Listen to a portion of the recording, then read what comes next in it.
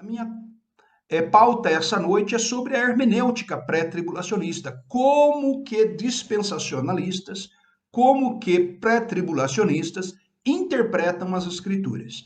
E eu vou trabalhar aqui nesses slides, vocês receberão os slides. Eu gostei aqui de uma palavra de um irmão que está, deixa eu ver se eu pego ele aqui ainda, o Hernandes Miranda, escreveu papel e caneta na mão. Né? Isso aí, Hernandes, papel e caneta na mão, porque você pode anotar muita coisa que eu vou falar. Né? Parte dos meus argumentos você precisa anotar mesmo.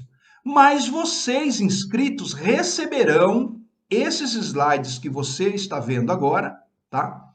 O slide que você está vendo essa noite, você receberá gratuitamente, tá bom? Então não precisa ficar tão preocupado assim. Eu daqui a pouquinho já compartilho com vocês aí o slide dessa noite, tá bom? Então vamos lá. Pessoal, definindo, eu sei que muitos que estão aqui nos acompanhando são professores de teologia, são escritores, né? Pesquisadores, mas entendendo também que uma parte da nossa audiência não tem treinamento teológico, então eu quero começar a minha palestra definindo os termos, tá? Hermenêutica pré-tribulacionista. Nós, dentro dessa área de escatologia, é uma doutrina importantíssima, embora alguns não tenham essa doutrina como sendo uma doutrina importante, até tratando ela assim até com menosprezo, né? Até com menosprezo. Eu diria que a escatologia é uma doutrina tão importante, quanto as demais doutrinas, sem dúvida, porque ela fala a respeito do plano de Deus. O plano de Deus para a humanidade. O plano de Deus para toda a história humana.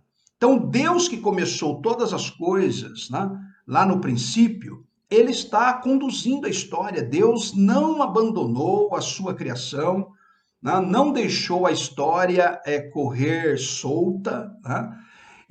Deus está no controle da situação, tanto que, da mesma forma que a Bíblia começa apresentando o início de todas as coisas, o livro do Apocalipse termina encerrando a história humana.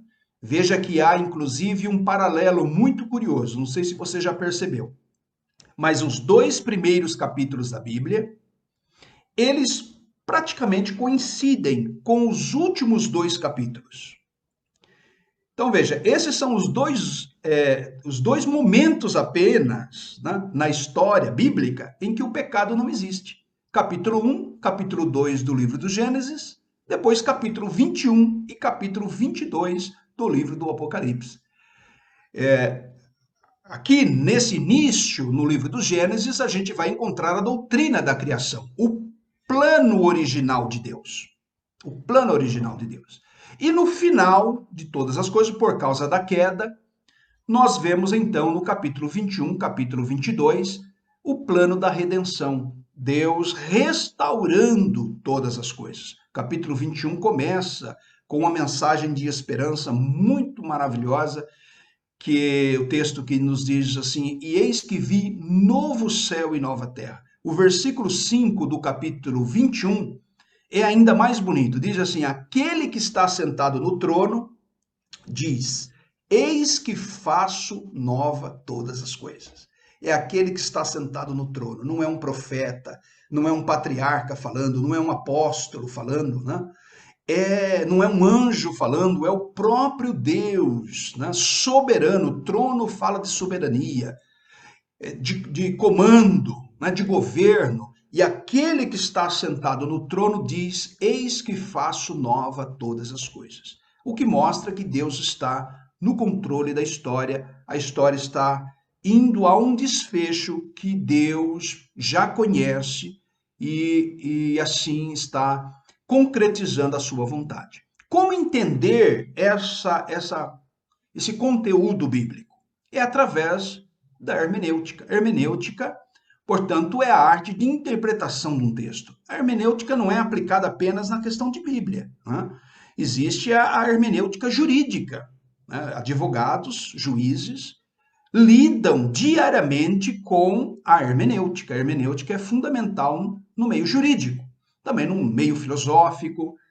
Então, mas na teologia, que é o nosso ponto aqui, a hermenêutica correta, né, o método de interpretação vai fazer toda a diferença em relação a todas as doutrinas. Não é em relação apenas escatologia. A hermenêutica está envolvida na interpretação do texto bíblico, né, e no entendimento de todas as demais doutrinas bíblicas. Todas as doutrinas. Então, você vai entender essa noite, é a primeira palestra, depois você vai ter as demais palestras, né? As palestras, elas não estão assim organizadas numa ordem de temas, são temas assim avulsos, mas eu quis que nessa abertura da conferência você entendesse um pouquinho a perspectiva pré-tribulacionista, a perspectiva dispensacionalista. Como que nós interpretamos a Bíblia? Qual é a nossa hermenêutica? Qual é a hermenêutica dispensacionalista? Qual é a hermenêutica pré-tribulacionista? O pré-tribulacionismo é essa linha de interpretação bíblica, essa escola teológica sobre escatologia, que entende que a igreja não passará pela grande tribulação. Falando a respeito da doutrina das últimas coisas, né, há bastante divergência entre os teólogos em relação a esse assunto. Escatologia é um terreno minado, com muitas interpretações, com muitas dúvidas, mas nós entendemos que a partir de uma hermenêutica correta, nós podemos ter um entendimento mais coerente a respeito das Escrituras. E o pré-tribulacionismo, que é essa linha de interpretação dispensacionalista, que entende que a igreja não passará pela grande tribulação, portanto, a volta do Senhor Jesus está dividida em duas fases. Uma primeira fase do retorno de Cristo, ao que denominamos segunda volta de Cristo. Uma primeira fase para arrebatar a igreja e livrá-la, portanto, dessa fase na história, desse período na história, que é a grande tribulação. Na quarta-feira, eu já avisei, vocês vão ter o pastor Alexandre Dutra falando a respeito das 70 semanas de Daniel. E quem já tem um pouquinho de conhecimento no assunto, sabe que na interpretação no estudo sobre as 70 semanas de Daniel, há uma semana de anos ali, ou portanto 7 anos, né? 7 anos, que ainda não se cumpriu. Ainda não se cumpriu. Ela está interrompida por um espaço de tempo chamado de tempo dos gentios, ou tempo da graça, ou era da igreja, e essa última semana das 70 semanas de anos de Daniel ainda está para se cumprir, e é justamente nessa última semana de Daniel que denominamos, né, que acontecerá a grande tribulação, assim tanto quanto a manifestação do anticristo e os juízos de Deus. Entender essa questão é fundamental. E a nossa hermenêutica, a hermenêutica pré-tribulacionista, ela se baseia em algumas regras, né? Então você vai ter comigo aí alguns exemplos. Por exemplo, eu estava aqui mencionando as 70 semanas de Daniel. E na interpretação pré-tribulacionista, portanto dispensacionalista, a chave hermenêutica dessa profecia, que está ali no capítulo 9 do livro de Daniel, é a maior profecia a respeito do fim. Essa profecia do capítulo 24, do capítulo 9, no versículo 24, nós encontramos ali uma expressão que vai ser, portanto, a chave de interpretação correta desta profecia de Daniel. A frase que está no capítulo 24 é esta que está aí entre aspas, você está visualizando. 70 semanas estão determinadas sobre o teu povo.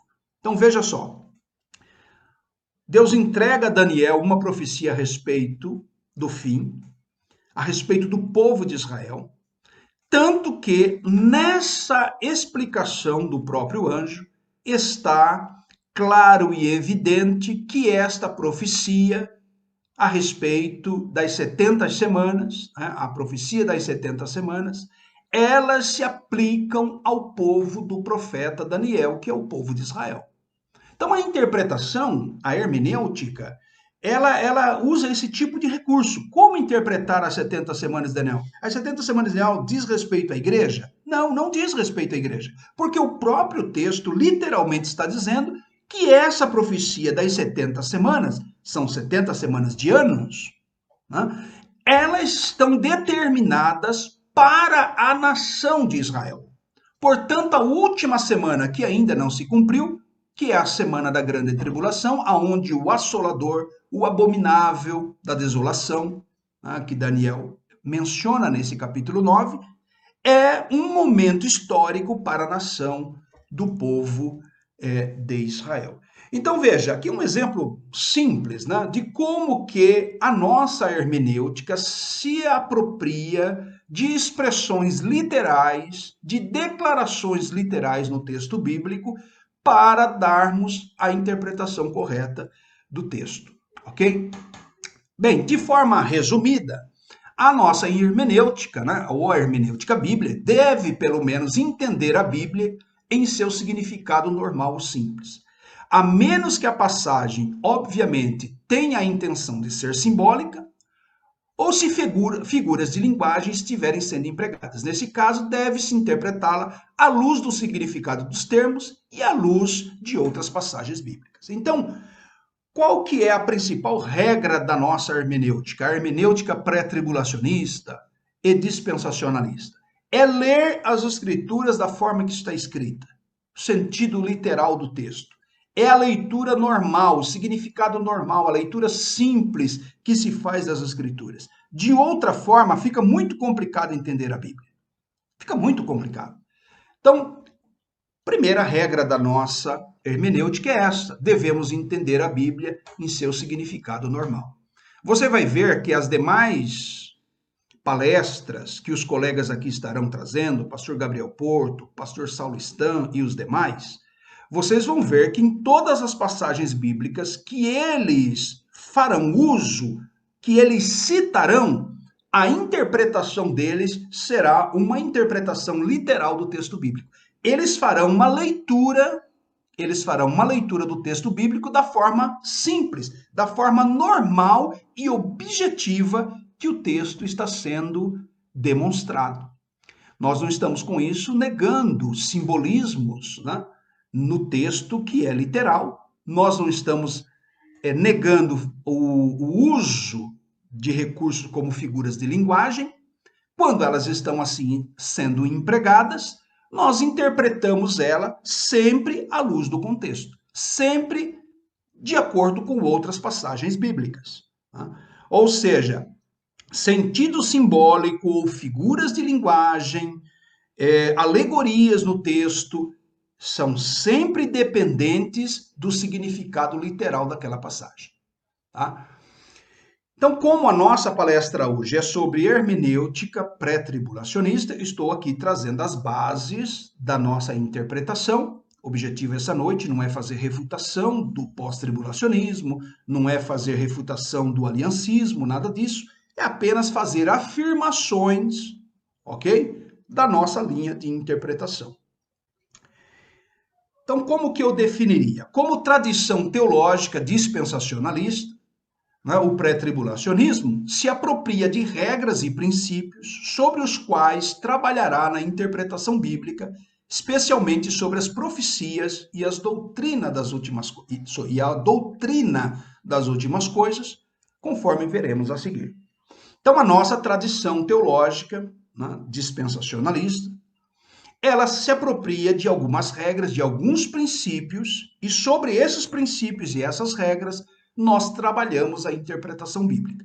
E eu vou trazer aqui para vocês, não é só 3, mas eu vou trabalhar essa noite apenas com 3 características, anote aí, pessoal, 3 características da nossa hermenêutica, da hermenêutica dispensacionalista, da hermenêutica pré-tribulacionista, tá? Então, quais são essas três regras, esses três princípios, né, que nós utilizamos na nossa interpretação?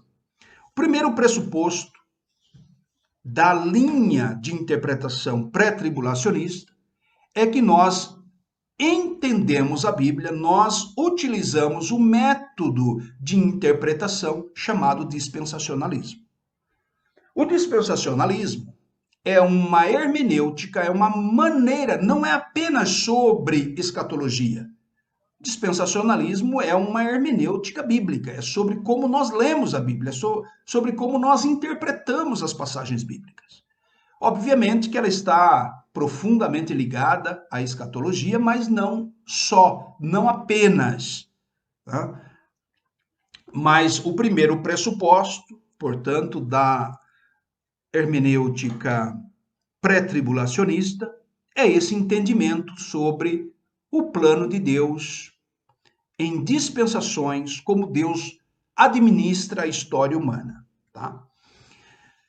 De forma muito básica, eu acredito que todos vocês já viram, em alguma forma, um gráfico ou uma tabela sobre as dispensações. Aqui vale ressaltar alguns teólogos mesmo dispensacionalistas, né? Alguns teólogos dispensacionalistas que veem, tá? As dispensações como tendo mais dispensações, né, do que necessariamente 7, mas aqui há um consenso, a grande maioria dos intérpretes bíblicos, dos teólogos dispensacionalistas e pré-tribulacionistas, veem a história humana dividida em 7 dispensações. Tá? Basicamente essa que aparece para vocês, né? Essa seria uma divisão básica de como Deus administra a história humana. A primeira dispensação, ou primeiro período, pense em dispensação, vou simplificar aqui, tá? Pense em dispensação como um período, como uma era, como uma fase da história.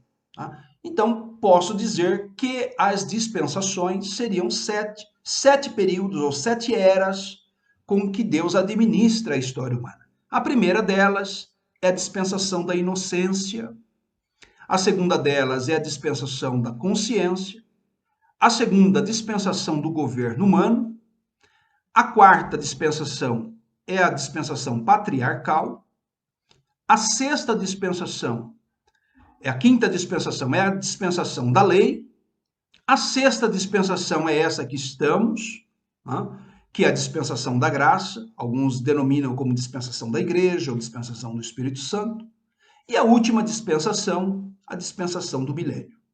Então, aqui de maneira bem panorâmica, né, bem didática, eu estou demonstrando para vocês a interpretação, a hermenêutica pré-tribulacionista. E um primeiro pressuposto da hermenêutica pré-tribulacionista é ver a história humana em fases, em dispensações, que são maneiras com que Deus administra a história humana.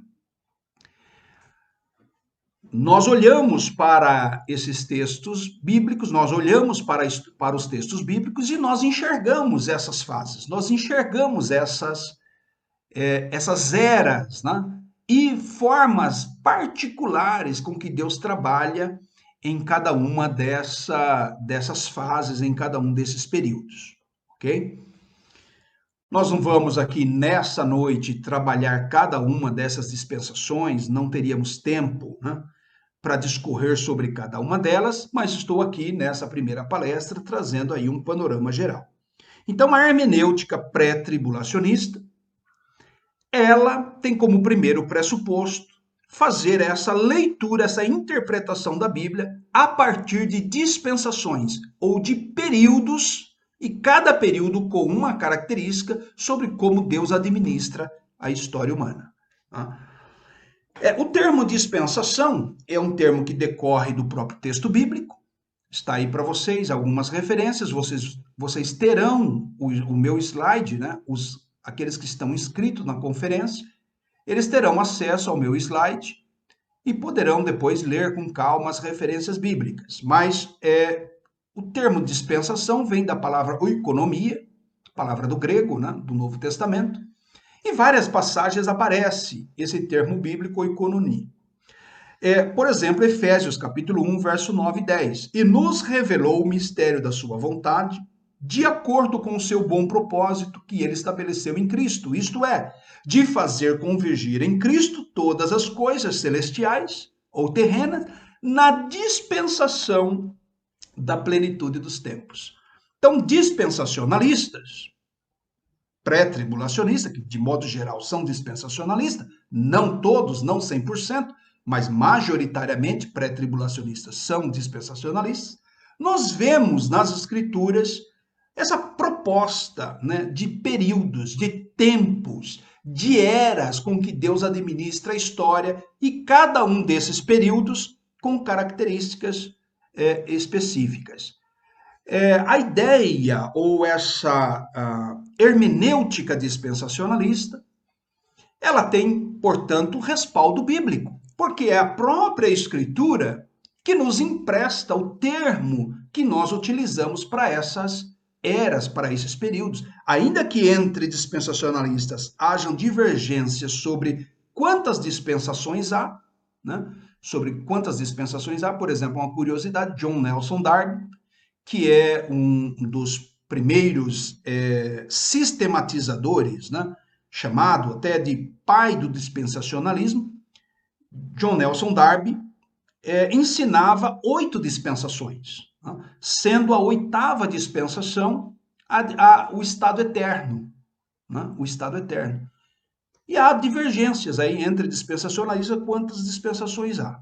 Tá? Mas o ponto aqui é que nós lemos a Bíblia a partir dessa ótica. A hermenêutica pré-tribulacionista, ela se valida por esse método dispensacionalista. Tá? E o texto bíblico aí de Efésios é um exemplo claro de que essa palavra ela se encontra nas Escrituras com esse sentido. Né? Veja aí, Paulo falando sobre o mistério da vontade de Deus, que nos revelou, né, na dispensação da plenitude dos tempos. Tá? E há outras passagens também, por exemplo, veja, Atos capítulo 1, verso 7, se você me perguntar, pastor, quais outros indícios bíblicos de que a história humana está dividida em períodos, está dividida em fases, né? Ou dispensações. Por exemplo, Atos capítulo 1, verso 7. Respondeu-lhes, não vos compete conhecer tempos ou épocas que o Pai reservou pela sua exclusiva autoridade. Então, dispensacionalista leem um texto como esse como sendo um endosso a essa ideia, a esse princípio hermenêutico de olhar para a história bíblica em períodos, em dispensações. Apocalipse 1:19 também é outro texto bastante interessante, que fala sobre tempos diferentes. Veja aí, o próprio Senhor falando para João sobre a revelação do Apocalipse, dizendo, escreve, pois, as coisas que você viu, passado, tanto as presentes, como as que estão por vir, futuro. Ou seja, falando de 3 tempos, em 3 momentos da história. O passado, o presente e o futuro. Há muitos outros textos bíblicos que eu vou poupá-los de citar aqui, para que a gente tenha um dinamismo na palestra maior. Mas nós olhamos para as Escrituras e nós vemos esses elementos na própria narrativa bíblica, estes e outros versículos que nos dão base a olhar para a Bíblia com essa interpretação, em que Deus administra a história humana de formas diferentes, em períodos diferentes. Ok? Veja Efésios capítulo 1, verso 21. Muito acima de todo governo e autoridade, poder e domínio, e de todo nome que se possa mencionar, não apenas nessa era, mas também na que há de vir. Ou seja, o uso do próprio apóstolo Paulo falando a respeito de tempos diferentes. Né? Ele faz, inclusive, essa referência apenas nessa era, mas como também na que há de vir, do tempo futuro. Também Efésios capítulo 2, verso 7, para mostrar nas eras que hão de vir a incomparável riqueza da sua graça, demonstrada em sua bondade para conosco em Cristo Jesus. Pastor, mas eu não entendo dessa forma, eu olho para esses textos e eu não vejo base para o dispensacionalismo. Veja, eu disse no início, eu não estou aqui fazendo uma refutação de nenhuma outra linha de pensamento. Nossa proposta da conferência pré-tribulacionista é oferecer os fundamentos, a nossa contribuição em relação à interpretação bíblica, tá bom?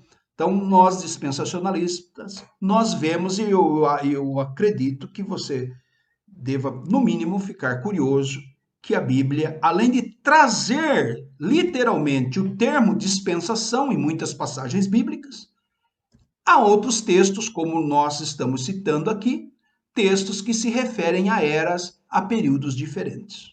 Tá? Então, essa é uma primeira regra. Lembre-se, primeiro pressuposto pré-tribulacionista é olhar para a Bíblia com essa ótica hermenêutica dispensacionalista, de enxergar a história bíblica em períodos. Trazendo um pouco mais de detalhes sobre esse infográfico aqui que eu mostrei para vocês, aqui mostrando assim na linha do tempo, né, a sucessão dessas dispensações, né, nessa linha de interpretação de 7 dispensações, que é a maioria, né, esmagadoramente, né, os intérpretes dispensacionalistas veem de fato as 7 dispensações. Tá?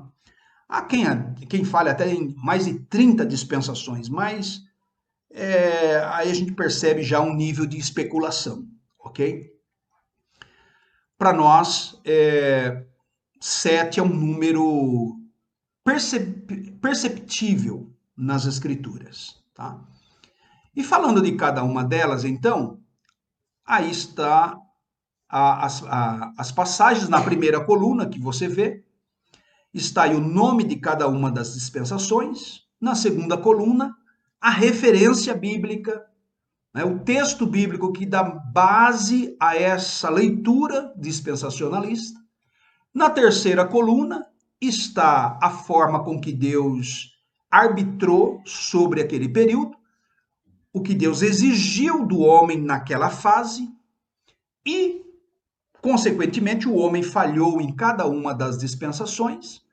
E na última coluna, você vê então qual é o juízo de Deus aplicado para aqueles que descumpriram as suas responsabilidades naquela dispensação. Eu vou pegar aqui um caso típico, por exemplo, né? O caso da inocência. Então, o período da inocência é o período da criação até a expulsão de Adão do Jardim do Éden. Qual que era a responsabilidade? Qual que era a regra em vigor nessa dispensação da inocência? Como é que Deus administrava essa dispensação? Adão e Eva, ali no estado de inocência, tinham a responsabilidade de administrar a natureza, de administrar o mundo criado. Tinha como ordenança, tinha como mandamento não comer do fruto da árvore do bem e do mal. Não há nenhuma ordem para que ele não comesse do fruto da vida, né? Da árvore do fruto da vida. Do fruto da árvore da vida. Mas do fruto da árvore do conhecimento do bem e do mal havia ali uma restrição, ok? Encher, dominar a terra. Essas eram as responsabilidades do homem imposta por Deus nesse período da inocência ou na dispensação da inocência. E depois, com o fracasso do homem, cada uma dessas dispensações, ao fracasso, né? A desobediência que acaba levando a melhor, então vem um juízo. Quais foram os juízos de Deus sobre Adão e Eva? A morte física e espiritual e outras consequências, né? Como, por exemplo, o parto com dor, o suor do rosto, teria que trabalhar a terra agora para que ela produzisse. Então, houve consequência, houve um juízo de Deus sobre o resultado, como resultado da desobediência, da responsabilidade do homem durante essa dispensação. E assim, consequentemente, não vou trabalhar cada um desses textos, porque estamos fazendo apenas uma demonstração abrangente, né? Panorâmica sobre o assunto. Repito, você vai ter esse slide, você que está inscrito na conferência, você terá esse slide e você poderá consultar com mais detalhes, ok? Muito bem, há algumas acusações feitas, né, por quem não é dispensacionalista, normalmente os aliancistas, né? A teologia reformada, de modo geral, é aliancista, mas numa investigação histórica, pessoal, numa investigação histórica, eu trouxe aqui para vocês, inclusive, olha aqui, ó, eu estou com esse livro aqui, eu vou abrir aqui mais a câmera para vocês verem. Essa é a principal obra sobre dispensacionalismo deste grande teólogo que é o Charles Healy, tá? Essa obra ela está esgotada, mas foi lançada agora pela editora Batista Regular numa segunda edição, tá? Uma segunda edição revisada. Então, nessa obra você vai encontrar, tá? Nessa obra você vai encontrar um material muito rico, tá? E o próprio autor trabalha com esse princípio que vocês estão vendo aqui na tela. Olha aí. Embora o dispensacionalismo, como uma teologia sistematizada, é uma coisa recente, né? Dentro da história do cristianismo, está bem perto de nós, aqui recente, nos últimos 200 anos, né? Mas é muito curioso, eu não vou aqui investir tempo com as citações, mas nessa obra do Charles Healy, ele trabalha sobre as citações na história da igreja, tá? Em que por exemplo, Justino Mártir, Irineu de Lyon, Clemente de Alexandria, Agostinho de Hipona, esses teólogos antigos, entre outros, nos seus escritos, fica na entrelinha que eles tinham uma visão em termos de dispensações. Eles falam de dispensações. Irineu de Lyon, por exemplo, cita a palavra dispensação. Claro que nós não estamos aqui cometendo um anacronismo, dizer que os pais da igreja, esses pais da igreja, já defendiam o dispensacionalismo como nós vemos hoje. Não é isso que eu estou falando. Eu estou falando que há alguns elementos vestigiais, né, na patrística a respeito de dispensações, a respeito dessa forma de Deus governar a história.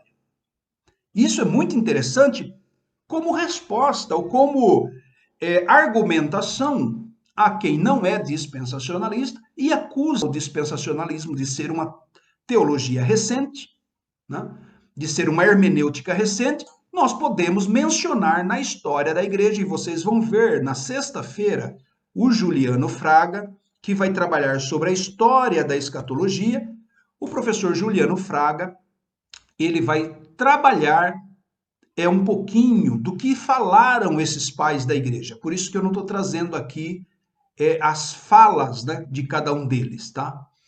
Mas eles falaram, e quando você presta atenção sem nenhum preconceito, né, porque o preconceito acaba te impedindo de perceber as coisas, né? Mas mesmo que você não seja dispensacionalista, quando você olha o que esses autores escreveram, parece que eles tinham ideias vestigiais a respeito dessa forma de Deus governar a história humana em períodos ou em dispensações, tá?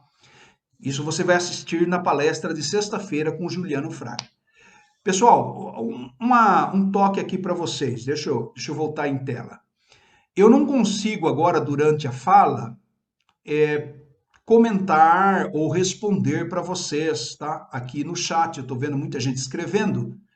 Eu, eu vou deixar para ler um pouquinho e aproveitar um pouco do conteúdo de vocês no final da palestra, tá? Então eu vou tocar direto aqui, mas vocês têm liberdade de abrir debates aí paralelos durante essa aula, tá bom? O importante é que vocês estejam aí bem sintonizados na exposição. Então, o que eu quero mostrar aqui? Que na história da igreja, muito antes, né, séculos antes de John Nelson Darby, de Scofield, há alguns indícios dessa ideia de dispensacionalismo, inclusive nos pais da igreja. Tá? Aí os proponentes mais modernos, né, do tempo moderno, está de fato John Nelson Darby, como esse sistematizador do dispensacionalismo, e o Scofield, né, da Bíblia de Estudo de Scofield, que trabalhou bastante essa linha de pensamento. Muita coisa dita contra esses dois homens de Deus, tanto Scofield como John Nelson Darby, e vocês também aprenderão na sexta-feira, na história da escatologia, quantas fake news que são espalhadas a respeito desses dois personagens da história do dispensacionalismo. Tá? Então, muito cuidado quando você ouve informações de opositores. Muito cuidado. Tenha uma desconfiança. Eu lido numa outra área da educação teológica, que é esse debate calvinismo e arminianismo, e por muito tempo eu ouço colegas calvinistas levantando acusações, né, espalhando espantalhos, né, fake news a respeito do arminianismo e sem nenhum fundamento histórico, né? Sem nenhum fundamento histórico, sem provas documentais.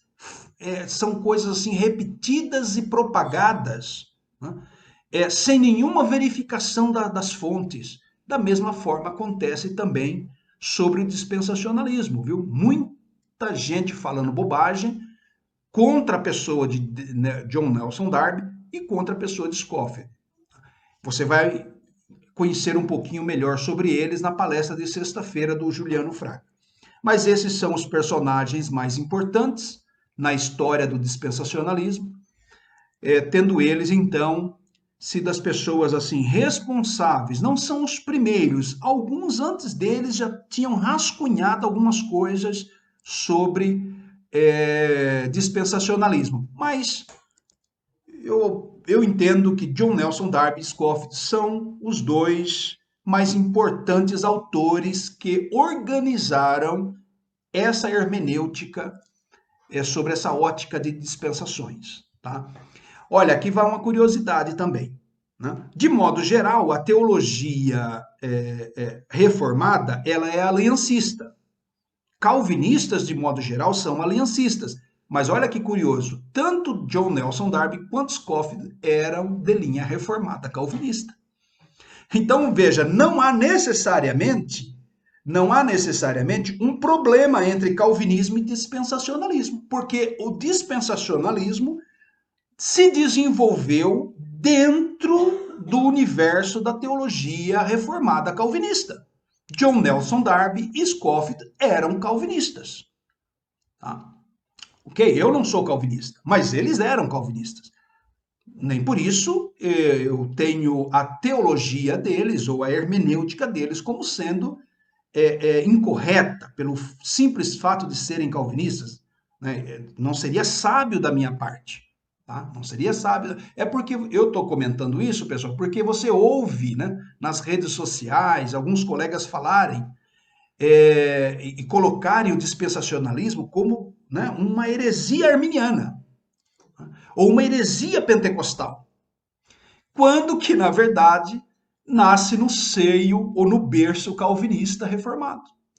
Você quer ver uma outra informação? Eu não vou aqui me alongar sobre o aliancismo, mas o aliancismo também nasce como uma teologia no mesmo século do dispensacionalismo.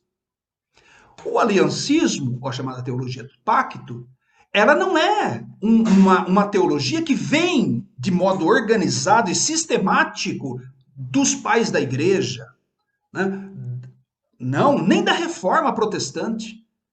O aliancismo também é historicamente, uma teologia recente tanto quanto o dispensacionalismo. Por que eu estou fazendo aqui esse adendo? Para desfazer aquela ideia ou aquele argumento de que pelo fato de ser recente, o dispensacionalismo é uma falsa doutrina, é um falso ensinamento. Se for, o aliancismo também o é falso, porque também é historicamente do mesmo período, são contemporâneos. Então, veja aí, são informações que talvez você não sabia, né? Depois, então, na linha do tempo, nós temos aí esses homens de Deus, né? São os proponentes mais recentes, teólogos como o Charles Heady, John Walvoord, o Dwight Pentecost, John Feinberg, o Lewis Schaeffer, são esses grandes teólogos. Então, veja só, quando você ouve aquele argumento de que o dispensacionalismo, né, que o dispensacionalismo é uma teologia barata, é uma teologia de popular, é uma teologia que não tem lugar na academia, isso é mentira. Isso é mentira. Eu poderia aqui colocar aqui umas 10 páginas com grandes teólogos dispensacionalistas. Eu estou apenas citando alguns que ninguém duvida da erudição de Charles Heady, ninguém duvida da erudição de John Walvoord, ninguém duvida de Dwight Pentecost, de Lewis Schaeffer, que é autor de uma teologia sistemática riquíssima, né? Calvinista, inclusive, Lewis Schaeffer, né? Então, veja, o dispensacionalismo, ele é recente, tanto quanto o aliancismo, ele tem raízes e alguns vestígios nos pais da igreja, e ele tem, na atualidade, grandes teólogos que são expositores, né? São expositores do dispensacionalismo. E aí, como é que fica agora? Né? Não estou dizendo que, pelo fato desses teólogos defenderem o dispensacionalismo é verdade. Não é isso que eu estou dizendo. Mas eu estou dizendo que ele encontra respaldo em grandes teólogos, o que deveria, no mínimo, exigir mais respeito com o dispensacionalismo. Você não acha? Né? Uma vez que teólogos do gabarito desses homens, e não são apenas eles, né? São apenas eles. Eu vou mostrar outros aqui para vocês. Olha aí, por exemplo, aqui no Brasil, Carlos Oswaldo Pinto, que foi um dos maiores teólogos em solo brasileiro, reitor do Seminário Palavra da Vida, estudou inclusive no Seminário Teológico de Dallas, foi ali discípulo de Schaeffer, né? Pastor Ezequias Soares, que é considerado um dos maiores apologistas da história do Brasil, maior teólogo das Assembleias de Deus. Aí eu cito depois aí o Ciro Sanches, que é um grande especialista no assunto, o Antônio Gilberto, né, já falecido, né? Tanto o Carlos Oswaldo Pinto quanto o Antônio Gilberto são falecidos. O pastor Ezequias e o pastor Ciro são assembleanos também. Pastor Marcos Granconato, né? Inclusive calvinista, né? O Marcos Granconato é um calvinista bem ativo, né? Mas é um grande erudito, tenho muito respeito pelo pastor Marcos Granconato. Inclusive, há uns 2 ou 3 anos, eles realizaram uma conferência sobre dispensacionalismo e eles trouxeram na Igreja Batista Redenção, aqui em São Paulo, o Samuel Feinberg, né, que veio aqui palestrar. Mas está aí, por exemplo, entre brasileiros, que ninguém duvida da erudição desses homens, tá? Alguns proponentes alguns proponentes do dispensacionalismo. Tá?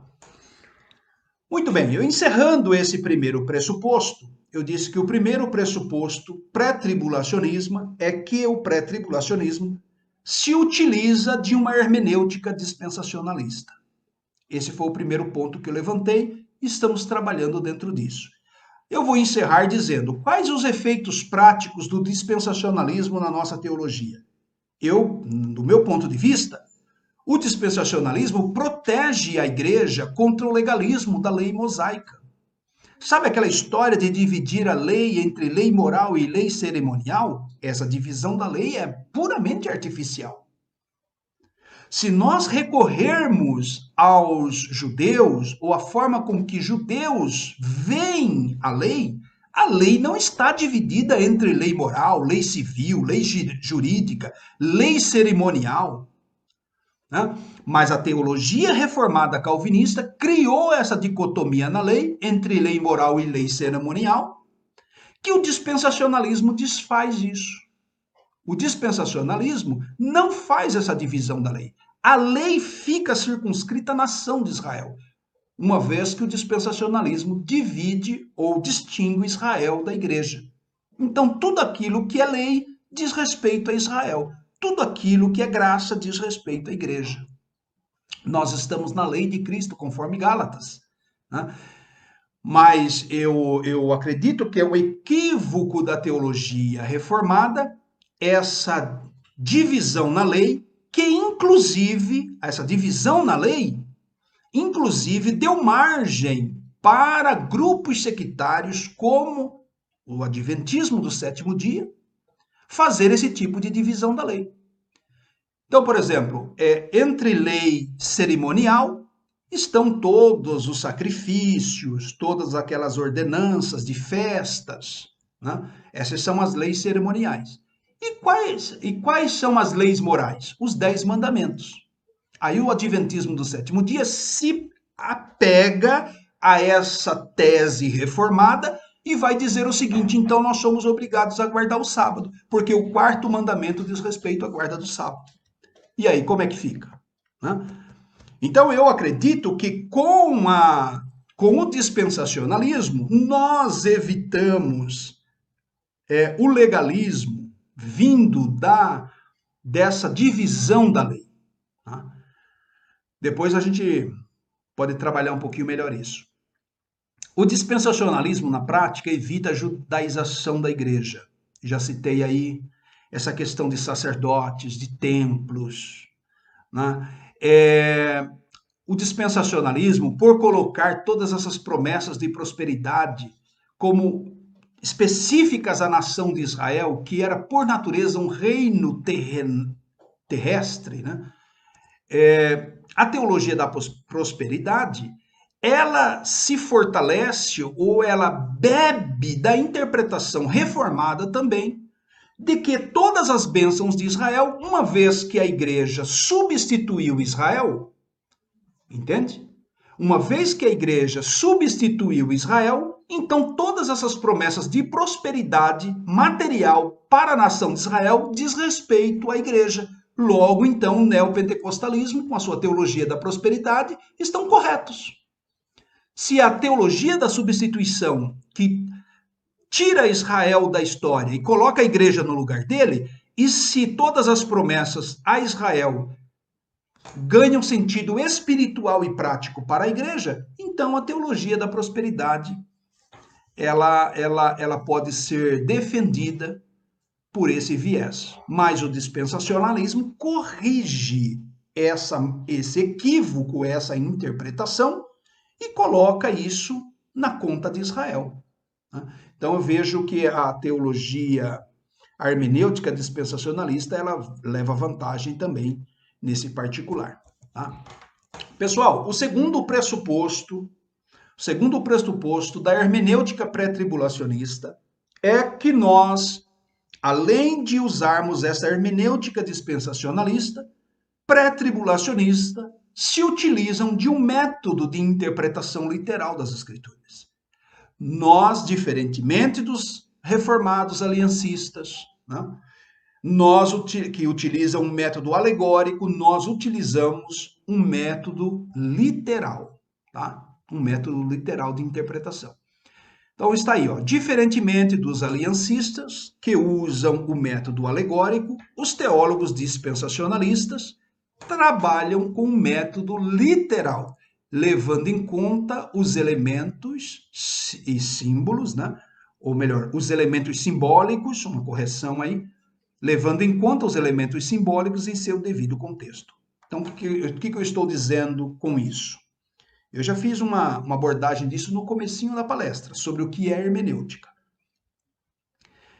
Nossa leitura por um método literal das escrituras, chamado também de histórico-gramatical, não significa que nós desconsideramos os símbolos ou as alegorias no texto. Mas os símbolos e as alegorias, eles são reféns, eles são dependentes de um sentido literal do texto, de uma interpretação literal daquela passagem, né? Então, o método, esse é o segundo pressuposto pré-tribulacionista. Primeiro pressuposto, uma hermenêutica dispensacionalista. Segundo pressuposto, um método literal, tá? Contrário ao método alegórico. O que eu poderia criticar o método alegórico? 2 pontos principais, né? A gente pode criticar mais o método alegórico, mas eu não quero fazê-lo nessa palestra.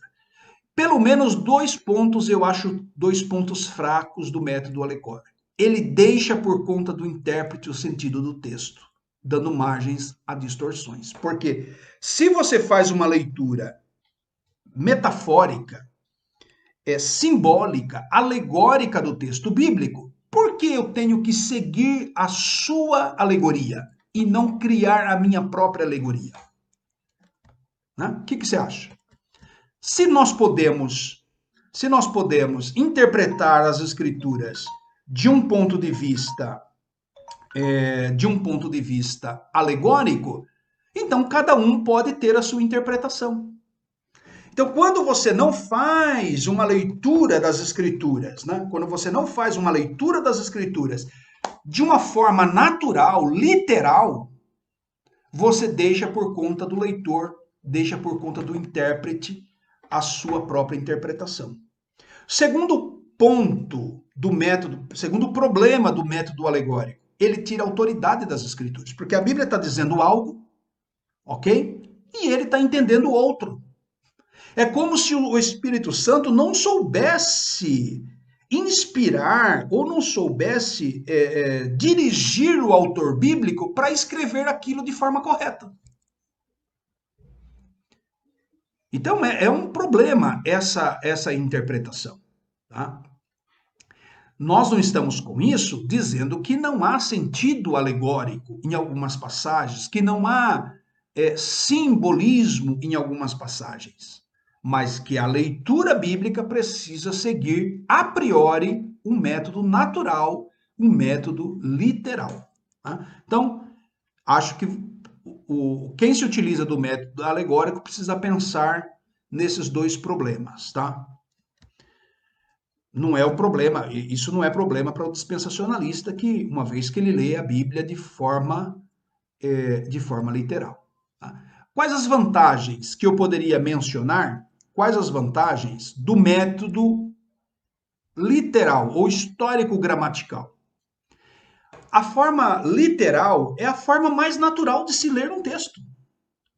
Quando se pega um jornal, quando se pega um livro, como se pega um documento, como é que se lê um documento? Você fica pensando no que ele significa alegoricamente? Não. O sentido do texto é o sentido do texto. É a forma comum, é a forma mais natural de se ler um texto em qualquer idioma. Segunda vantagem do método literal é a maneira mais segura. O método literal é a maneira mais segura, evitando o subjetivismo. O que é um subjetivismo? É a minha opinião, é o que eu acho do texto. Pelo método literal, não é o que você acha, é o que está escrito, é o que está dito. Claro, corretamente interpretado dentro do seu devido contexto. Né? Nós não ignoramos, né, pelo método histórico gramatical, nós não ignoramos o sentido alegórico. Tá? O sentido alegórico, portanto, vem em segundo plano. A primeira tentativa de leitura é uma leitura literal. Se ela não está adequada, então nós, secundariamente, em segundo plano, nós podemos apelar para uma leitura simbólica. Mas veja,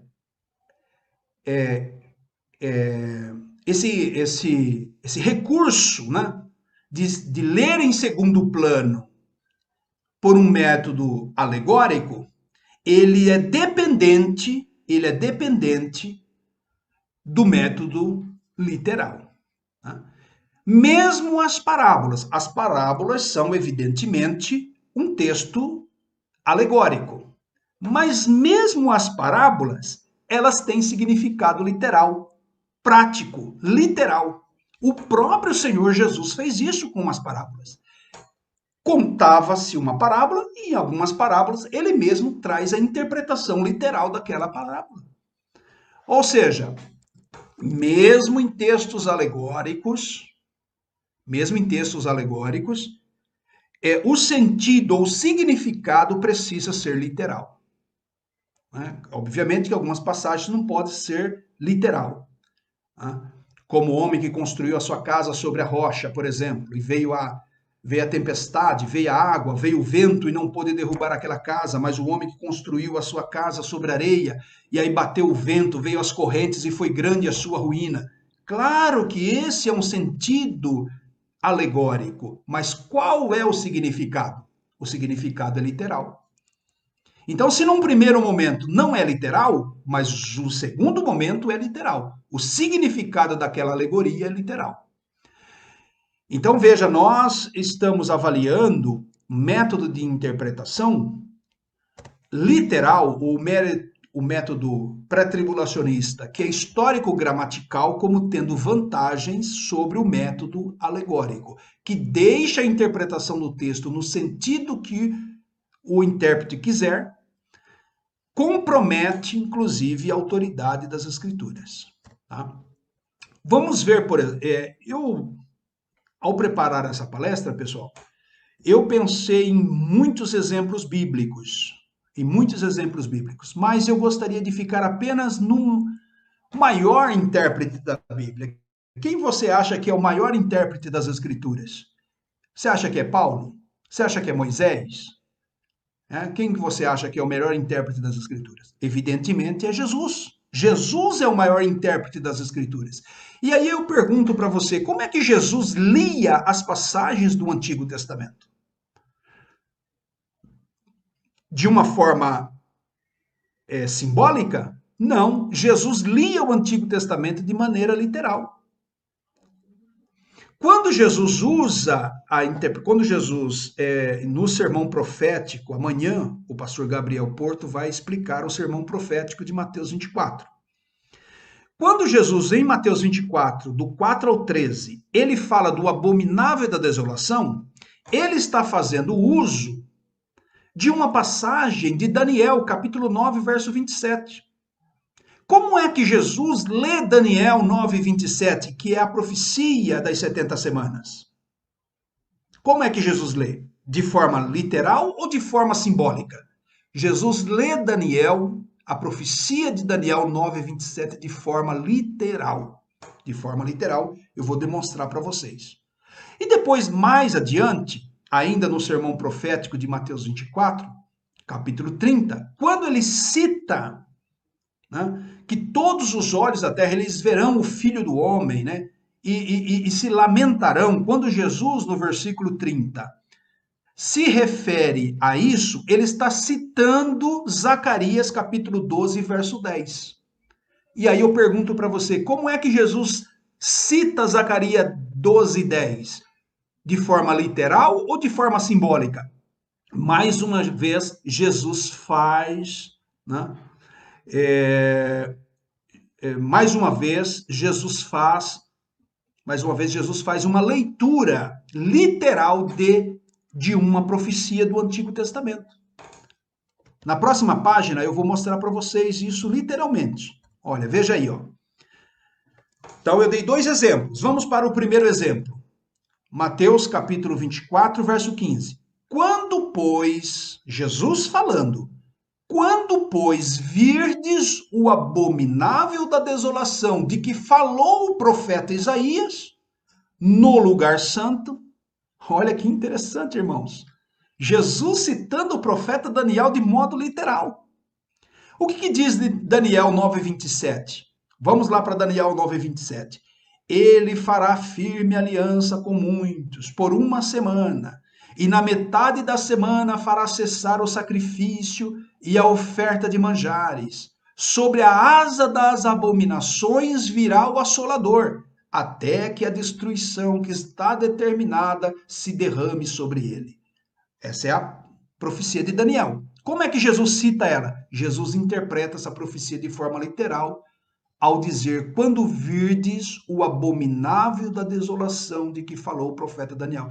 Jesus não entendeu o assolador, o abominável da desolação como uma figura, como uma alegoria. Jesus entendeu como sendo literal, literal. Então, o maior intérprete das Escrituras, que é o próprio Senhor da palavra, né? Que é o próprio Deus, a pessoa do Filho, ele interpreta o Antigo Testamento de maneira literal. O segundo exemplo que eu dei, Mateus 24:30, Jesus disse assim, então aparecerá no céu o sinal do Filho do Homem. Aparecerá no céu o quê? O sinal do Filho do Homem. Todos os povos da terra se lamentarão e verão o Filho do Homem vindo sobre as nuvens do céu com poder e grande glória. Quem Jesus está citando? Jesus está citando Zacarias 12:10. Olha que diz Zacarias 12:10. E sobre a casa de Davi e sobre os habitantes de Jerusalém derramarei o espírito da graça e de súplica. Olharão para ele, a quem traspassaram, pranteá-lo-ão como quem pranteia por um primogênito, e chorarão por ele como se chora amargamente pelo primogênito. Isso é extraordinário. Jesus está citando Zacarias de uma forma literal, Então eu vejo, né, dispensacionalistas, melhor dizendo, dispensacionalista, entre os quais me incluo, leem a Bíblia de forma literal. Sempre que isso é possível, né, nós lemos de forma literal. Se a leitura literal não for suficiente, então nós recorremos num segundo plano, num segundo momento, a uma leitura alegórica, vamos interpretar os símbolos, as figuras de linguagem que aparecem e dar sentido àquele texto. Qual é a regra de ouro da hermenêutica pré-tribulacionista? A Bíblia interpreta a si mesma. É o sola da reforma protestante, sola scriptura. Muitas partes da Bíblia explicam outras partes, como, por exemplo, o sinal de Jonas mencionado em Mateus 16:4. Em Mateus 16:4, Jesus diz assim, uma geração má e adúltera pede um sinal, e nenhum sinal lhe será dado, senão o sinal do profeta Jonas. E aí Jesus encerra o seu discurso e se retira do meio deles. Que sinal foi esse que Jesus deu? Em que sentido Jesus se utilizou a figura do profeta Jonas? Né? Em que sentido Jesus se utilizou do profeta Jonas para essa exortação? Nós podemos ver aqui em Mateus 12:38. Veja aí, olha. Em Mateus 12:38, Jesus explica a sua própria fala.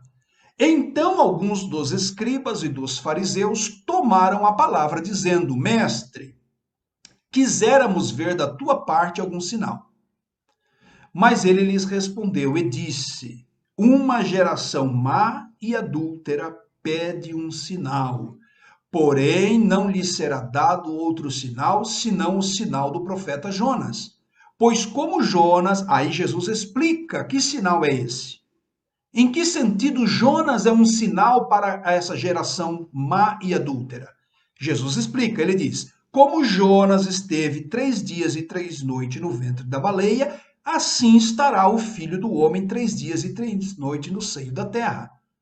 Os ninivitas ressurgirão no juízo com esta geração e a condenarão. Olha que Jesus está falando sobre os ninivitas. Lembra lá do profeta Jonas que Deus convocou ele para pregar o arrependimento em Nínive, capital da Síria?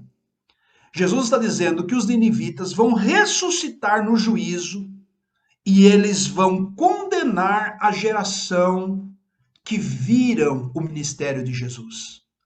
Uma geração má, uma geração adúltera, porque quando os ninivitas ouviram a palavra de Jonas, eles se arrependeram.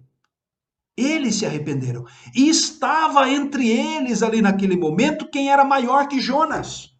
E eles não criam em Jesus e pediam um sinal para saber se Jesus era mesmo o homem, o Filho de Deus, se Jesus era de fato o Messias. Então Jesus diz assim, olha, da mesma forma que aconteceu nos dias de Jonas, agora acontecerá também nesses dias. Então, olha, pessoal, vamos lá, resumindo, né? Resumindo aí para ficar um pouco mais fácil para vocês. Nós estamos caminhando para o final da palestra. Primeiro pressuposto pré-tribulacionista é utilizar uma hermenêutica dispensacionalista, de uma leitura bíblica dispensacionalista.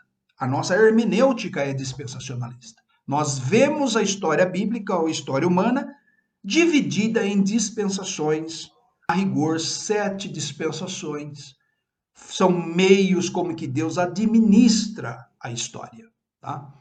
Segundo o pressuposto pré-tribulacionista, da hermenêutica pré-tribulacionista, é uma leitura literal do texto bíblico, respeitando corretamente o seu contexto, significando os símbolos, as figuras de linguagem e assim por diante. E a prova que nós temos de que a melhor interpretação da Bíblia é a interpretação histórico-gramatical, é uma leitura literal, é um método literal, nós estamos usando Jesus como sendo a prova disso. Jesus é aquele que fazia uma leitura literal. Jesus se utilizava de um método histórico-gramatical para ler as profecias, do Antigo Testamento, tá?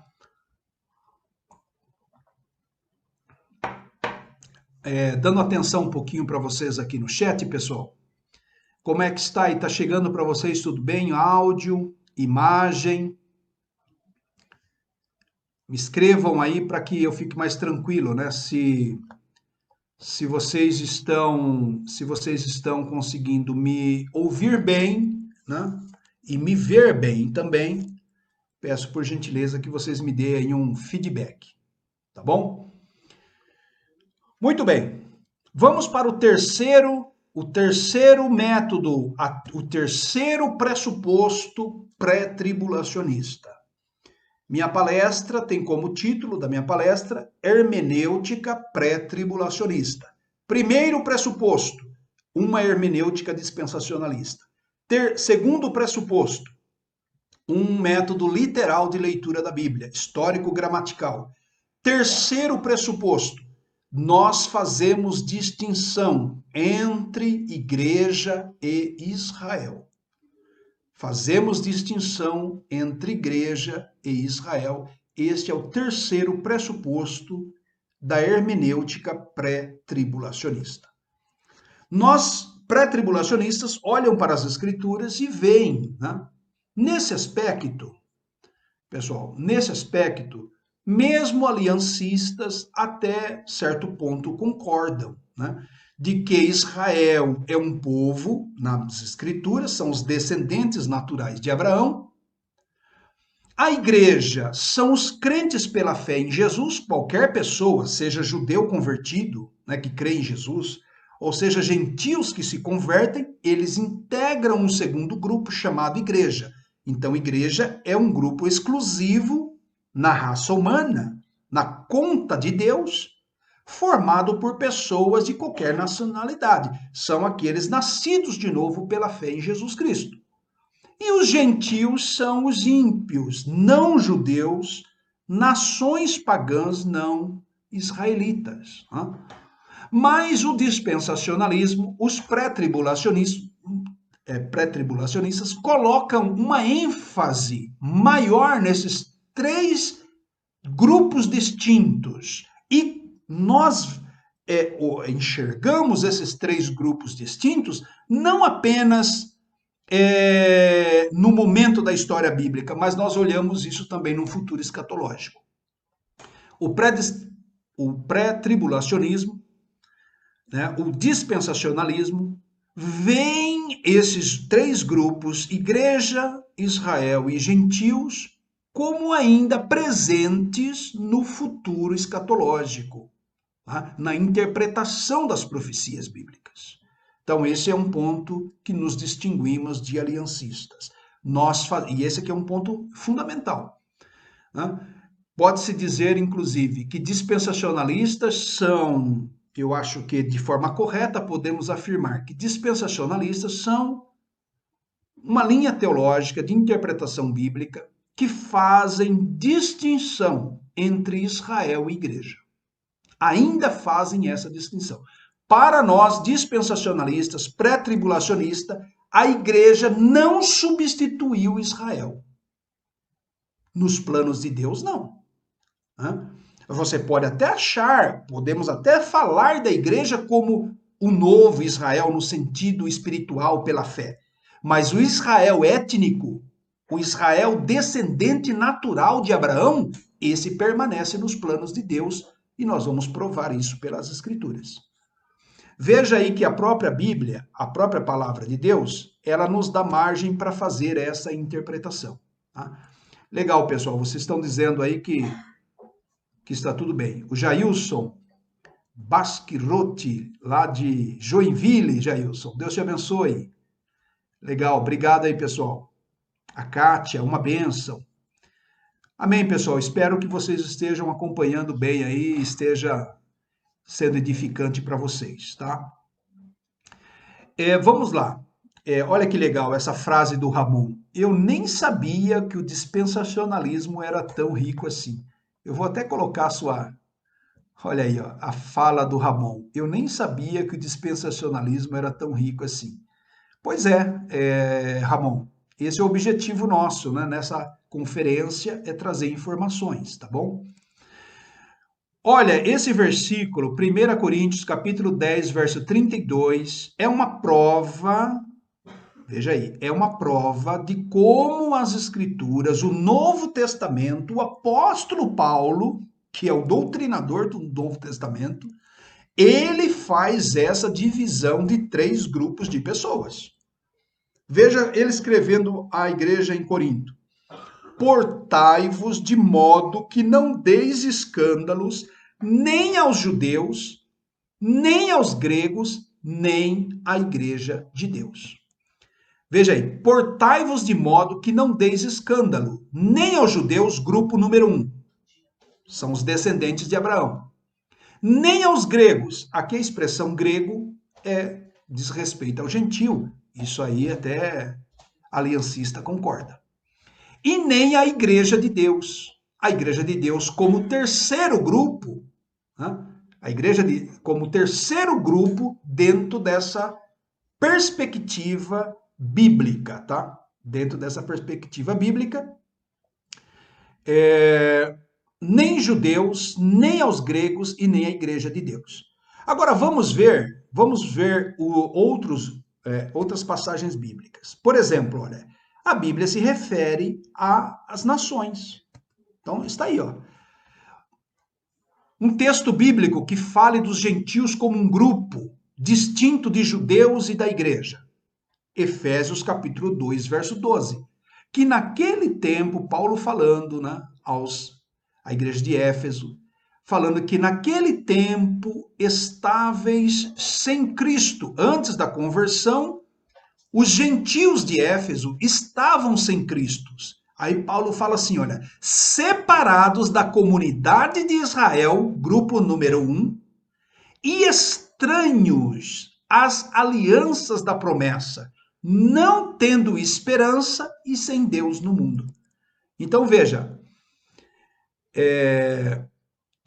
Efésios 2:12, que naquele tempo estáveis sem Cristo, separados da comunidade de Israel e estranhos às alianças da promessa, não tendo esperança e sem Deus no mundo. Então, Paulo classifica os gentios como sendo um grupo distinto de Israel e distinto da igreja. Se não são convertidos, não são a igreja.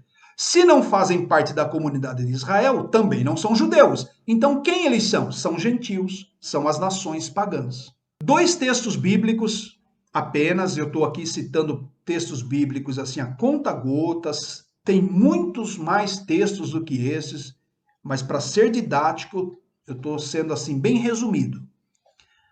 Quem é Israel? Israel, né? Israel nesse sentido natural, porque a gente pode falar de Israel pelo menos em 4 perspectivas. Israel como um governo político, Israel como um Israel espiritual, no sentido espiritual, Israel como descendente de Abraão, né? Israel como descendente de Abraão, e Israel como sendo os não judeus não convertidos, né? Então veja aí, olha, Gênesis 12:2 diz assim: e far-te-ei uma grande nação, e abençoar-te-ei e engrandecerei o teu nome, e tu serás uma bênção. Então está claro nessa promessa de Deus a Abraão que ele teria descendentes naturais, ele seria pai de uma grande nação. Essa nação, uma nação levantada por Deus para cumprimento profético. Tá? É bastante interessante, pessoal, como que Deus escolhe Abraão. Né? Abraão, casado com Sara, lembre-se que Sara era estéril e já era de idade avançada, com 90 anos. E ela então fica grávida e tem o filho Isaque, né, que é o filho da promessa. Abraão quis ajudar Deus, né, tendo um filho com Agar, né, mas a promessa da bênção era um filho de Abraão com Sara, e não apenas um filho de Abraão. Porque Deus queria fazer uma nação a partir de estéril. Deus queria fazer a nação de Israel a partir de uma mulher que não poderia gerar filhos, para que essa nação fosse um milagre nas mãos de Deus. E é por isso que Israel é propriedade particular de Deus entre todas as nações da terra.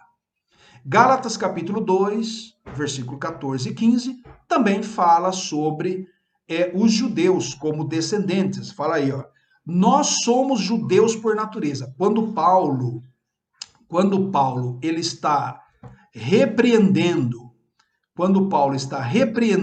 o apóstolo Pedro estava um pouco dissimulado, né?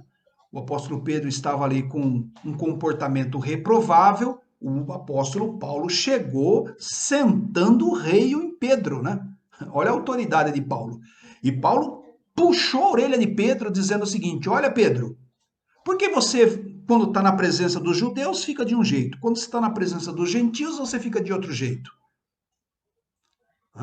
Nós somos judeus por natureza. Então, olha, Paulo se identifica, inclusive ele era da tribo de Benjamim, fariseu dos fariseus, zeloso quanto à lei, perfeito, né? Ele dá testemunho dele mesmo. E ele, aqui, repreendendo Pedro, ele fala sobre judeus por natureza. O que ele quer dizer isso? Que ele, tanto quanto Pedro, eram descendentes naturais de Abraão. Descendentes naturais de Abraão. Então, você vê nas Escrituras esse segundo grupo, né? Não apenas os gentios, que são separados da comunidade de Israel e não são convertidos, né? Mas você vê Israel, o Israel natural, o Israel por natureza, né? O Israel por natureza. Mas além dos gentios e além de Israel, a Bíblia também fala da igreja, né? A igreja é formada de gentios e de judeus convertidos pela fé em Cristo Jesus. Então, quem forma a igreja? A igreja é formada por todos que estão em Cristo. Efésios capítulo 3, verso 6. A saber que os gentios são co-herdeiros e de um mesmo corpo e participantes da promessa em Cristo pelo Evangelho. Então, através do Evangelho, os gentios que estavam separados da comunidade, né, de Israel, os gentios agora, pela fé, né, eles são co-herdeiros e agora eles são um mesmo corpo, participantes da promessa em Cristo pelo Evangelho. Em Cristo, Gálatas, capítulo 3, verso 28. Não há judeu, não há grego, não há servo, não há livre, não há macho, nem fêmea, porque todos sois um em Cristo Jesus. E se sois de Cristo, então sois descendentes de Abraão e herdeiros conforme a promessa. Então, nesse texto, Paulo, escrevendo aos Gálatas, está falando que a igreja é formada de gentios, né? Independente da sua situação genética, independente da sua situação social, se servo ou livre, independente de gênero, macho ou fêmea, né? A igreja é formada por um só, quando através de Cristo se tornamos um só. E aí somos descendentes de Abraão pela fé, porque Abraão é o pai de todo aquele que crê. Então veja que nessa passagem, né, essa passagem é um testemunho de que esses três grupos de pessoas, eles continuam existindo nos planos de Deus. Aí a pergunta que surge é: Israel como nação, Israel natural, descendente de Abraão. Esse Israel como nação foi substituído pela igreja? O dispensacionalismo, o pré-tribulacionismo responde que não.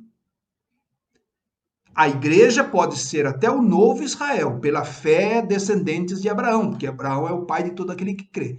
Mas Israel como povo, como nação natural, o judeu natural, descendente geneticamente de Abraão, essa nação, Deus não rejeitou o seu povo. Esse povo continua nos projetos de Deus. Irmãos, eu vou dizer uma coisa: é muito difícil, é preciso uma cambalhota, é preciso um malabarismo exegético para que aliancistas, né, rejeitem esse ensinamento bíblico. Veja aí, olha, Romanos capítulo 11, eu nem recorri a outros textos. Tem muitos outros textos mostrando a distinção de Israel e igreja. Tem muitos textos, mas o capítulo 11 de Romanos é checkmate. Olha o que Paulo diz. Paulo começa o capítulo 11 dizendo: digo, pois, porventura rejeitou Deus o seu povo? E o Paulo responde: de modo nenhum. Que sentido ele está falando aqui? É do Israel como igreja? Obviamente que não. Tanto que não é que ele completa dizendo: porque eu sou israelita, da descendência de Abraão, da tribo de Benjamim. Então veja, é uma argumentação muito poderosa que Paulo está usando, e os dispensacionalistas, pelo método histórico-gramatical, leem esse texto como ele está. E esse texto está dizendo que Israel natural, que Israel como nação, permanece nos planos de Deus hoje. Paulo pergunta retoricamente: Deus rejeitou o seu povo? E ele mesmo responde: de modo nenhum. Então a nação de Israel não foi substituída pela igreja no plano escatológico de Deus. É por isso que pré-tribulacionistas olham para o futuro escatológico e vão encontrar Israel no plano de Deus. Olha o versículo 15. Porque se a sua rejeição é a reconciliação do mundo, qual será a sua admissão? No versículo 15, Paulo já está profetizando a readmissão da nação de Israel nas promessas.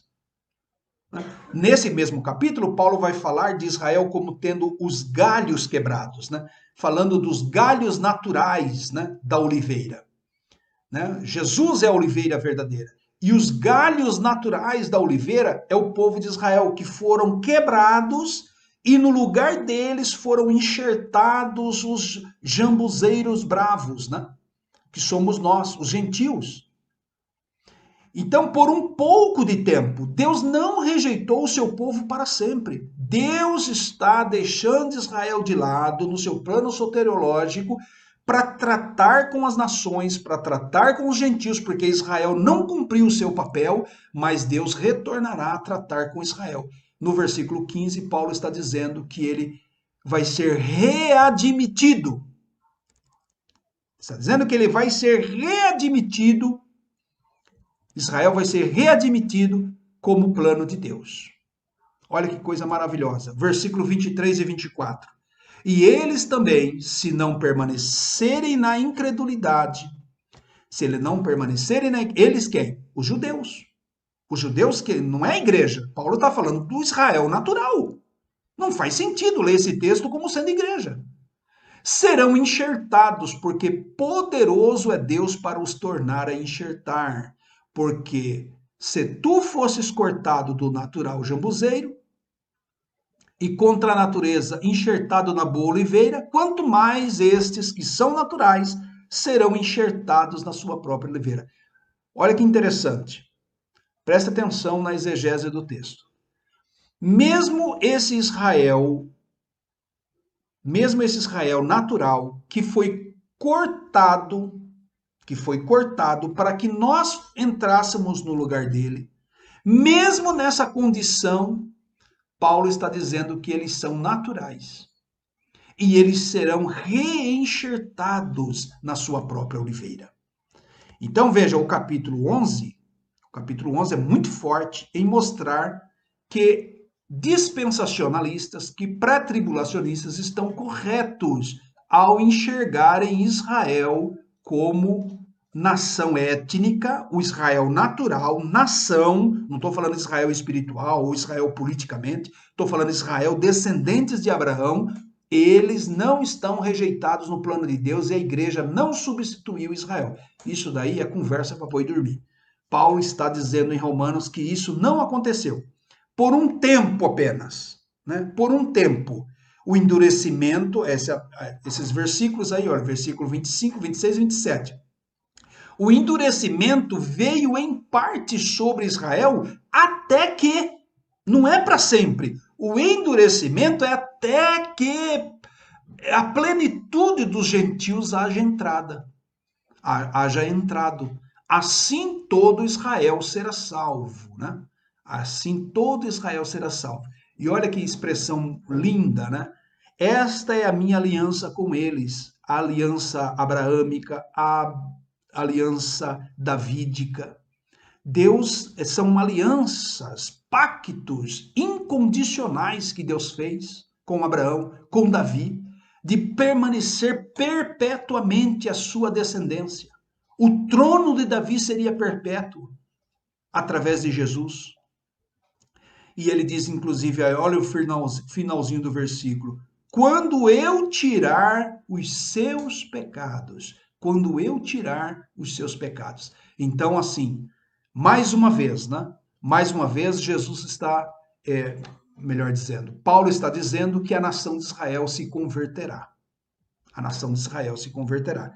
Lembra de quando eu li para vocês, né? Eu li para vocês Mateus 24 e versículo 30. Mateus 24, versículo 30, Jesus fala sobre a conversão dos judeus, que quando eles verem Jesus, eles prantearão e o espírito de conversão, o Espírito Santo vai ser derramado sobre os judeus. Vocês vão aprender isso na palestra do Saulo na quinta-feira sobre a grande tribulação. A grande tribulação não é para a igreja, a grande tribulação é para Israel. É para Israel, para converter Israel, porque Deus não rejeitou o seu povo. Deus não rejeitou o seu povo. Essa é a verdade bíblica, meus irmãos.